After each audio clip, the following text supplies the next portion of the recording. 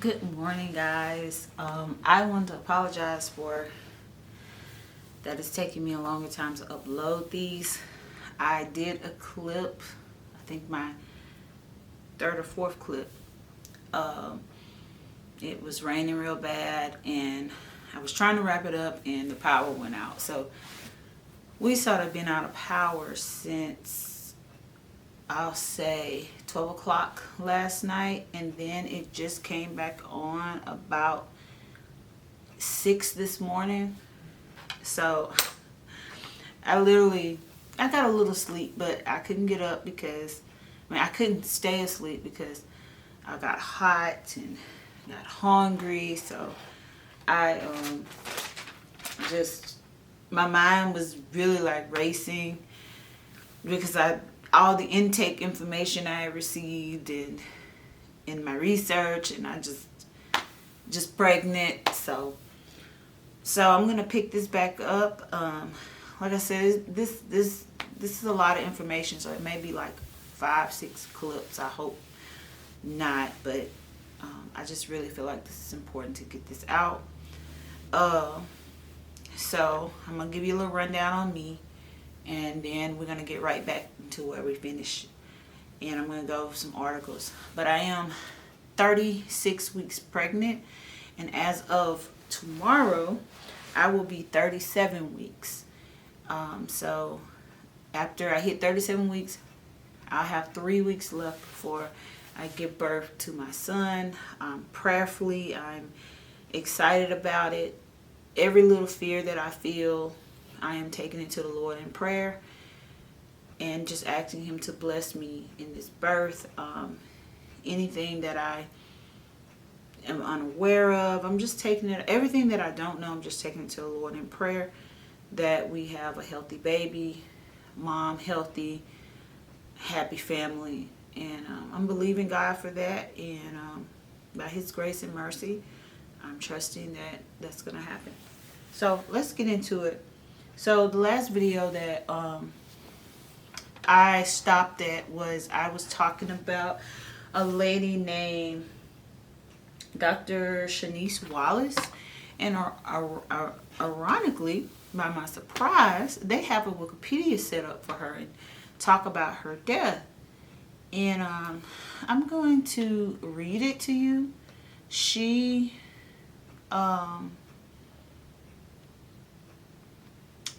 was originally from Alabama, and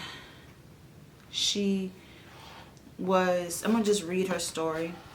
Her name is Shanice Wallace, 1990, October 22, 2020.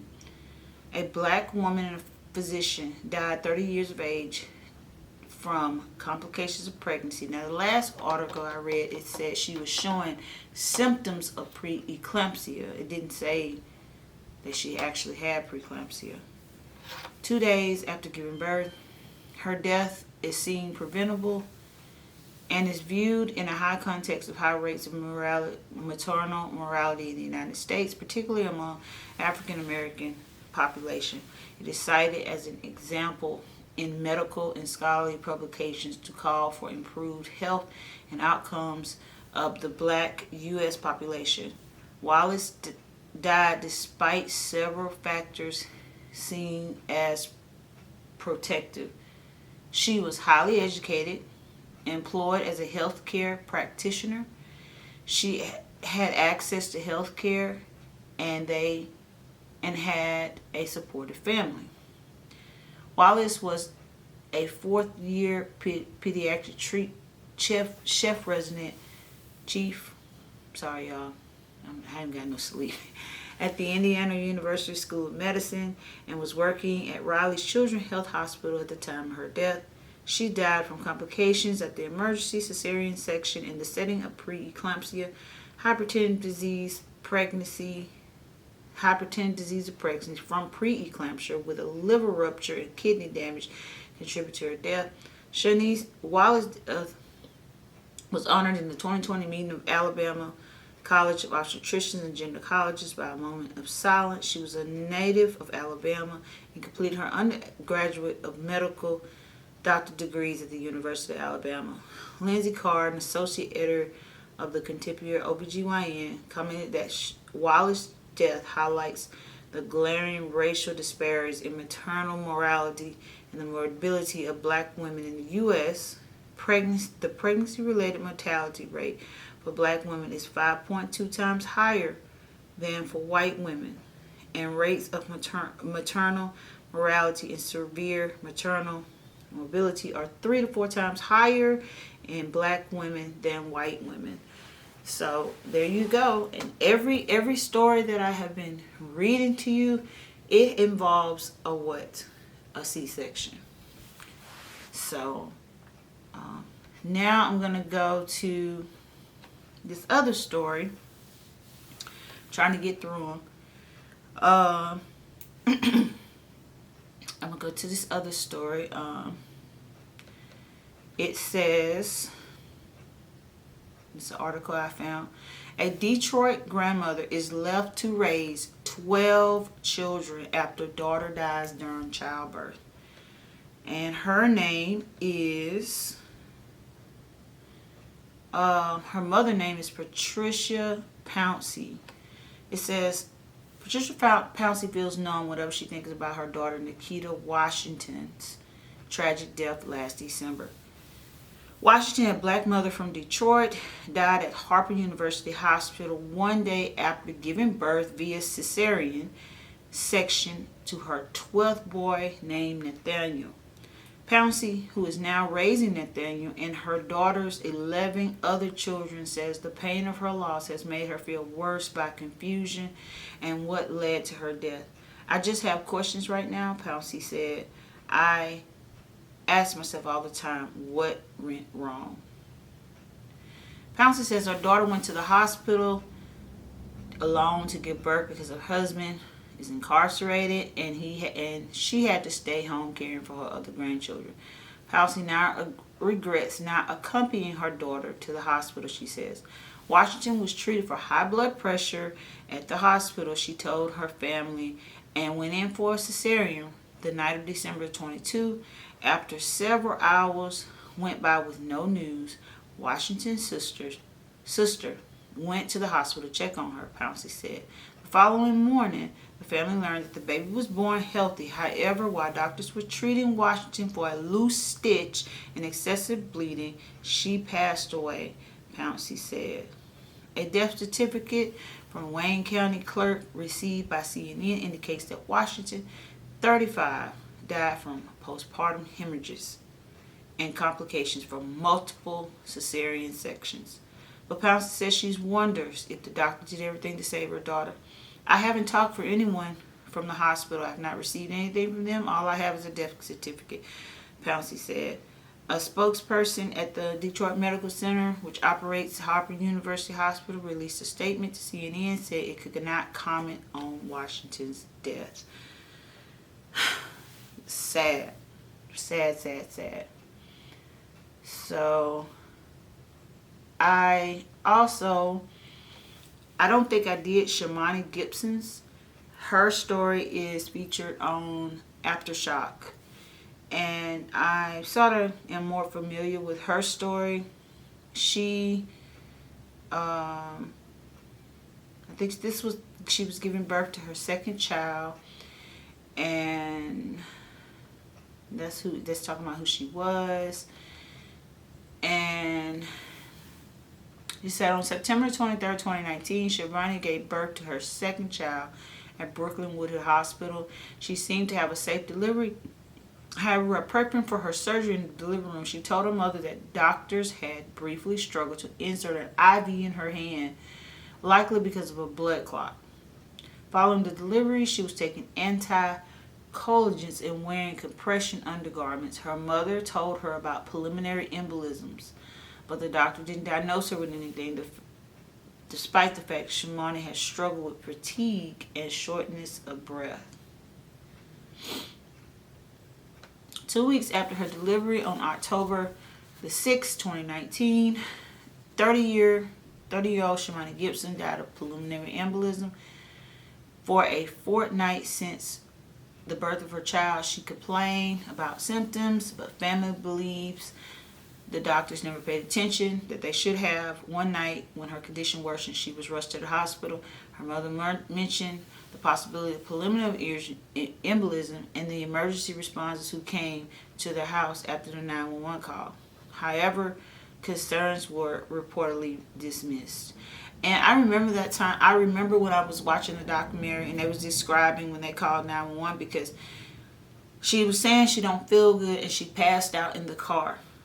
So her boyfriend, I guess he called 911. Her mom was calling 911, and the ambulance arrived, and the first thing they asked was she on drugs? And then the second set of paramedics arrived, and they asked, is she on drugs? And the mother was like, do y'all talk? Because I just told you she just had a baby and she had a C-section. And this situation reminded me of when our son Zane died, and Sam kept asking him. They had him in a vehicle, in a police vehicle, like he was getting ready to be under arrest.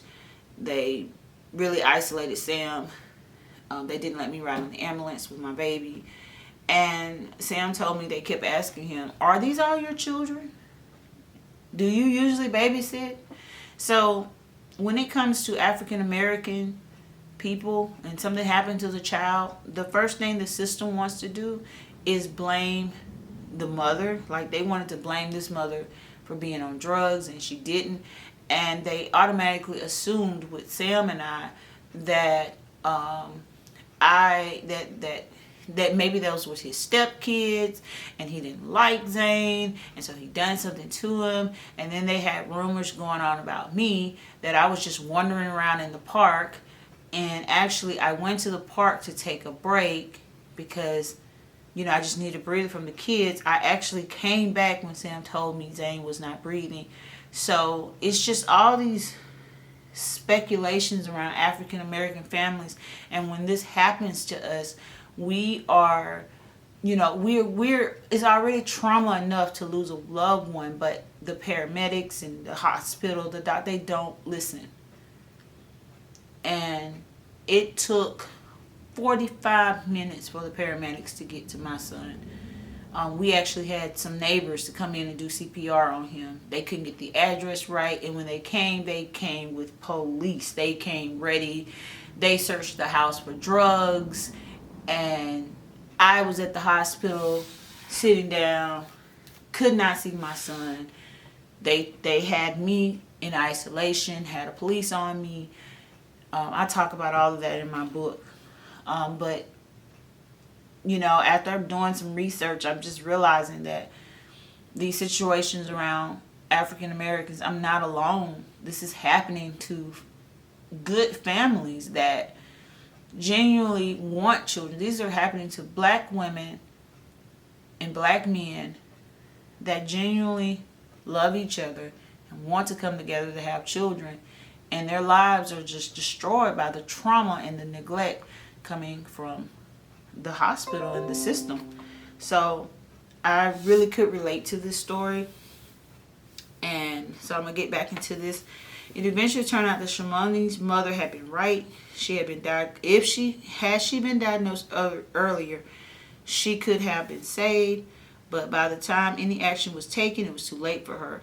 I think that Shamani's death was a direct result of systematic racism, said Omari Maynard. Studies suggest that pulmonary embolism was the most common postpartum complications. Every year, 700 women in the U.S. die of it, according to CDC. It is noted that 3 out of every 5 deaths can be avoided. So that is Shamani's Gibson story. Let me check my camera. I know this thing only do 30 minutes. Okay, I'm good.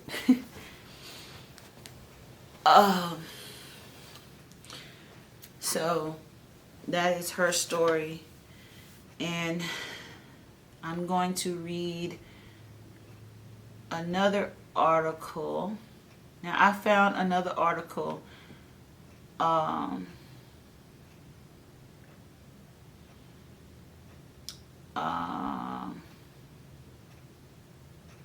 I'm going to read this one first.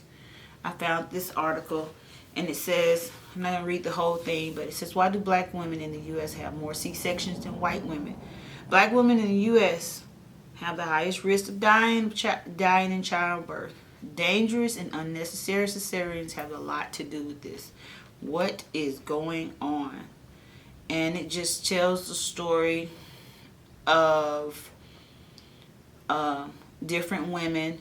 Like this lady, her name is Candace. She had a hysterectomy at 29 years old after 2 C-sections. That is a shame. That lady is young. So, in my opinion, this is my opinion, with this young lady right here, she wasn't told she had other options, that she could do vaginal birth. She wasn't told that she could do a VBAC. She just happened to survive these C-sections, and they told her that, now she's also talking. She said, also, Mother True described the recovery period after her first C-section is horrible. When I came from the hospital, everything kind of fell apart. My husband worked during the day, so we were at home a lot. Eventually, one of my staples burst open, and the pain was excruciating. I couldn't walk. I was crying all the time. Oh, gosh. Candace and T believe their experiences of becoming mothers would have been less traumatic if they weren't black. And so, like I said earlier in one of the videos, in one of my clips, cesarean after you give birth is traumatic for most women. And so with all this pain she's going through, she probably was coerced into getting a vasectomy.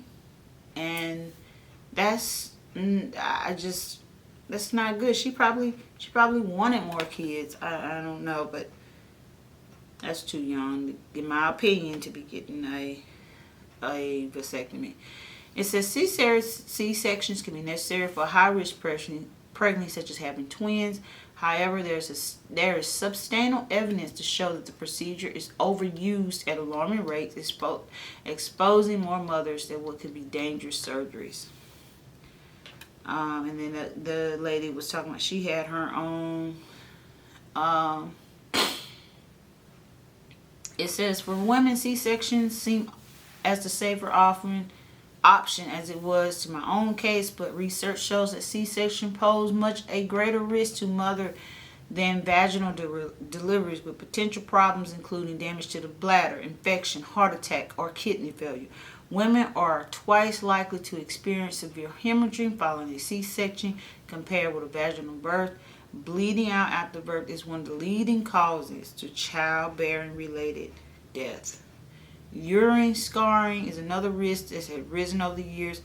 Something Candace knows about. This scarring can cause chronic pain. Abnormal bleeding may require surgery removing before subsequent pregnancies typically lead to C-sections, which increase these risks every time. And they have a chart. White women is 12.7. It said black women have the highest rate of pregnancy-related death in the U.S. White women is 12.7%. Black women is 40.8%, and American Indian, Alaska Native women are 29.7%. So very, very, very. And then this article is really good because it goes into history, which I love to study history. I'm not going to read this all. And it shows you, I gave you a rundown how much they charge and why they only take 45 minutes. So this is a very good article. I will try to put it in my pinned post. And it talk about blaming the mother, and it's just sad. So let me check my time because I gotta wrap it up, y'all. This is a lot. Okay, I'm good. I'm good, but I'm eventually. Okay, one more article that I'm gonna look at. With this article, I found 2 white women, the rest of them were black women, that died via C-section. And one of the ladies I've already discussed, which is Kira Dixon Johnson. And I've already discussed hers. So I'm going to scroll down. Shout out to the father that is doing everything to keep her memory alive. This father, I think he was out of New Mexico. It says, I don't know, it don't say clearly if she had, the husband name is Duran Hath, and he said to be blunt is a living hell. He was living in New Mexico, and his wife, it said the death became after Mary underwent an emergency C-section late in September. About 45 minutes after the procedure, Mary doctors told Darian and Mary's mother that the baby had died. Mary was still in recovery at the time. Mary doctor asks which one of you want to give her the bad news when she wakes up. And then after she found out her baby had died, Mary's health took a turn, and her medical team immediately made preparations to rush her to another hospital. Before they were able to move her, she died of amniotic fluid embolism, which I discussed. That is when that amniotic fluid get in your bloodstream. That's why, like I said, God created the fluid to be in a circle. It's separate. The fluid that I have in my body for my baby is separate from my blood. And that's just so amazing about God, how he knows how to create birth. And I just really feel like man need to quit meddling with it, because that amniotic fluid do not belong in your bloodstream, and it can kill you. So this lady died of amniotic fluid embolism. All right. So it just talk about his grief, and you know, it don't have a picture of her on here. And this is another lady. Pause again, y'all. Sorry, I'm trying to wrap this up. It's another lady. Her name is Allison Wakalek.